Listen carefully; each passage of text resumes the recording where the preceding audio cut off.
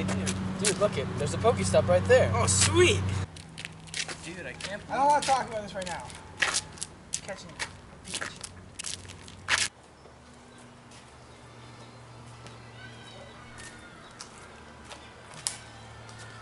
I really need more Pokeballs.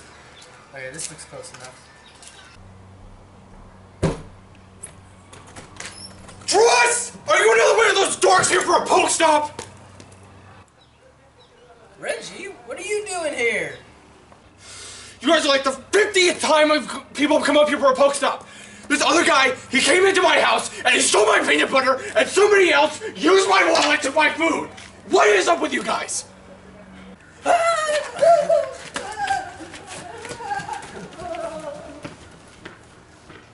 You guys are running away now? You know what? Go do something productive with your lives rather than playing Pokemon Go. Bing. Oh, hey, my egg hatched.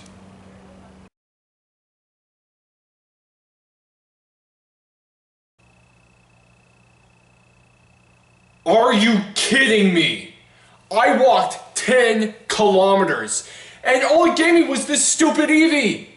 10 kilometers. These things are basically useless now.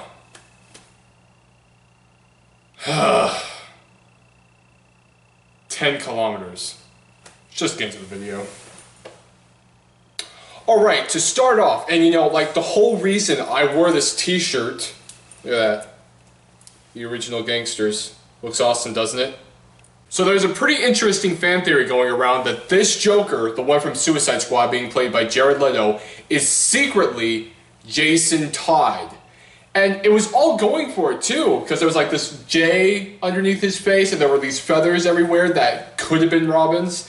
And by now in this series, if it follows, Batman has been around for a couple years now, so Jason Todd could have already come and gone. But now, the director has stated that this isn't the case. Kinda sucks, because it was really interesting theory. Thinking back to Star Trek Into Darkness, a lot of people actually caught on rather early that this John Harrison Khan in the movie was actually Khan, but J.J. Abrams came out and said that, as was done here, that wasn't the case. So it could be that this is all kind of like, you know, something made up by the director to give a bit more of a surprise to the audience, but it could be that he's also telling the truth. We won't know until the movie comes out, or until later, but you could have just let us dream. So, going along with our theme of movies, how many of you guys are excited for Final Fantasy Kingsglaive? So for those of you who don't know, this will be a full CGI feature film, and it will release before Final Fantasy 15, but be set in the same world with the same characters. It'll be sort of like what Forward Unto Dawn was for Halo 4, kind of a prelude. Alright, now for the actual news. Final Fantasy Kingsglaive got a release date. First, digitally, on August 30th, and then finally October 4th for DVD and Blu-ray. Yeah, still a bit away, but hey, at least now you know. You're welcome! As always, you know, you can send me a check in the mail. Please. So you may recall during our last video, we talked about the 2TB Xbox One S and that it would be releasing August 2nd. So by the time this video is released, it should already be out. Well, now the bigwigs over at Microsoft have given us a release date on the 1TB versions and 500GB versions of the Xbox One S. These bad puppies will be released, see that I did there? See? On August 23rd.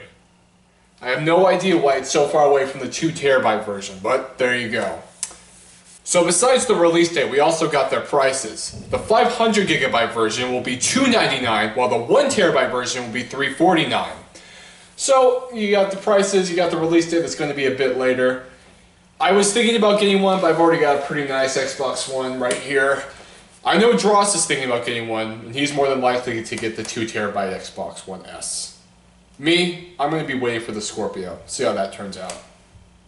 So how many of you guys would like to play a Starcraft MMO-RPG made completely by the fans? Guess what? They're making one right now.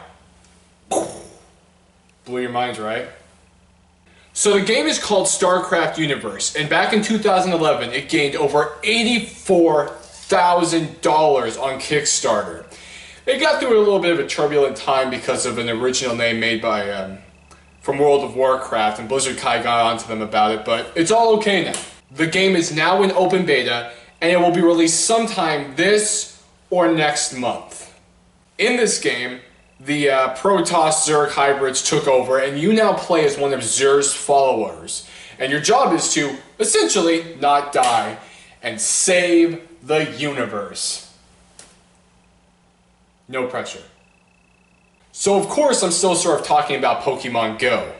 The game has sort of died down in its popularity a bit over the past few weeks, but there are still plenty of stories that have been coming out of this game, and this next one's, it's pretty hilarious.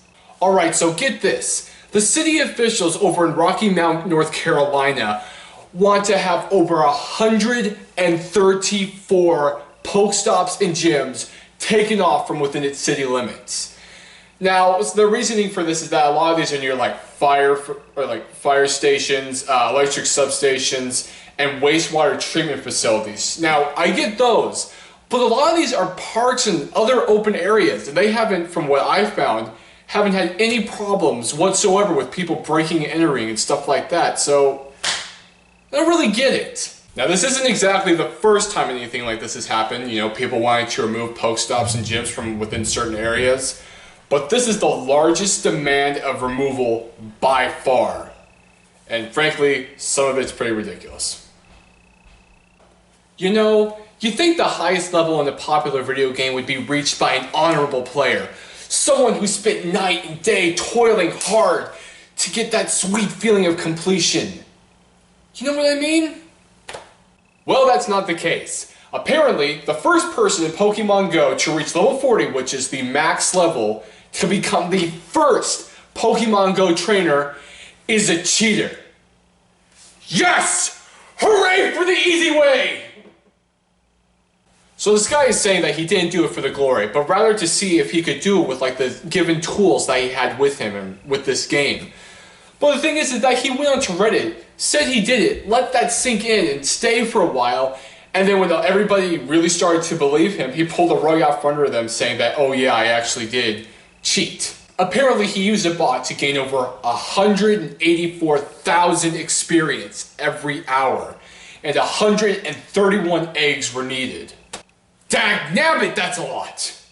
Thankfully, however, he will not use or sell the account, nor will he tell anybody else how he did this, so at least there's that.